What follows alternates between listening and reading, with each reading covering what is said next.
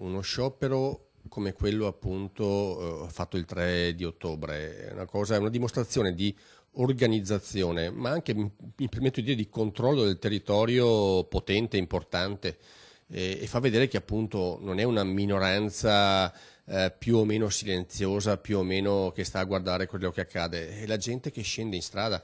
La compatta reazione di un intero popolo durante lo sciopero generale delle scorse ore ha dimostrato come la Catalogna sia pronta a diventare uno Stato, secondo il presidente del Consiglio regionale veneto Roberto Ciambetti, nonostante le anacronistiche prese di posizione da parte della monarchia spagnola. Il re in Spagna dovrebbe essere quella figura che da garanzia, da cornice istituzionali dovrebbe contenere tutte le istanze e tutte le richieste, e invece purtroppo il discorso del re ha gettato benzina sul fuoco, sembra quasi appunto fatto apposta per magari rafforzare la monarchia, rafforzare l'attuale governo a Madrid nel resto di Spagna, dando forse già per persa la Catalogna. Spiace, conclude Ciambetti, che di fronte alla lotta di un popolo per la sua libertà, anche dal Veneto siano arrivate dichiarazioni totalmente fuori luogo, come quella dell'assessore Elena Donazzan. Purtroppo io ritengo parole assolutamente inopportune, l'ho detto anche ieri ai mezzi di comunicazione, veder volare i manganelli